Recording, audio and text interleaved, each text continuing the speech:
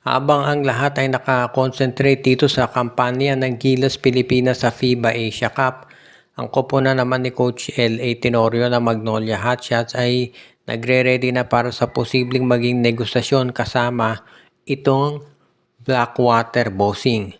Dahil ang Magnolia ngayon ay gustong makipag-trade dito sa Bossing para makakuha ng isang player na pwedeng maging, sabihin nating, pampalit dito kay William Navarro. Siyempre, ang pinakamaganda diyang opsyon si Christian David.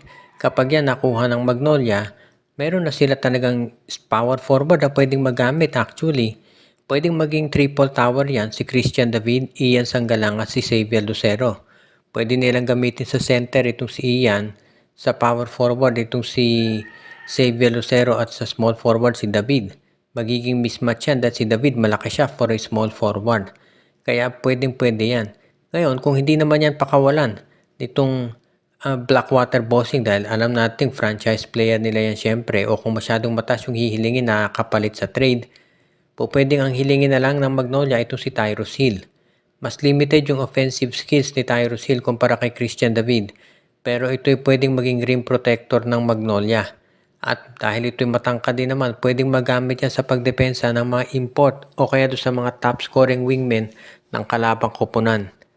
Ang isa pang advantage ng pagkuha kay Tyrus Hill, ito hindi masyadong ginagamit ni Coach Jeffrey Carriazo, so hindi masyadong mataas ang trade value nito. Kahit na second round draft pick lang ang ibigay ng Magnolia, pwede na para dito kay Tyrus Hill. Kaya sa tingin ko kung sakasakali na hindi sila magkasundo sa pagkuha dito kay Christian David, pwede na itong si Tyrus Hill na lang ang kunin nitong Magnolia Chicken Templados at gaganda pa ang kalalabasan nito para sa kanila. Sa ngayon naman, itong mga ibang PBA teams ay naghahanda na rin at hindi lang itong Magnolia Chicken Templados. Kabilang na dyan itong koponan ni Coach Yeng Yao ang Rain or Shine Elasto Painters na gusto na raw gumawa ng hakbang para sila makakuha ng mga bagong players. Kabilang na dyan dito sa Terra Firma Jeep at isa sa mga kinukonsidera daw ngayon o pwede ikonsidera ng ROS ay itong si Louis Sanggalang. Si Louis Sanggalang ay isang 6'4 power forward at ito yung traditional na power forward sa PBA.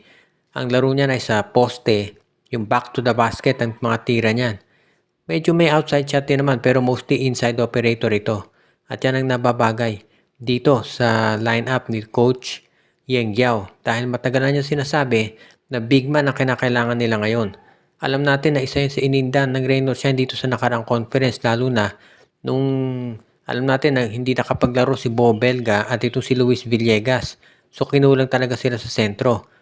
Although alam nating nagre-rely sa mga guards at wingmen itong ROS, iba pa rin kapag meron kang big man katulad ni Louis Sanggalang.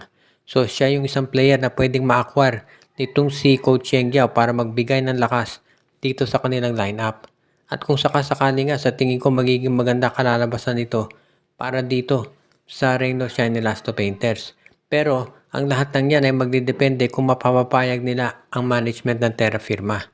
Alam nating maraming nangyayari ngayon dito sa Terra Firma Jeep. Hindi pa nga buo masyado yung lineup nila at ilang players pa lang ang under contract. So kinakailangan ng medyo matindi na sabihin natin pagbabago dito sa kanilang roster.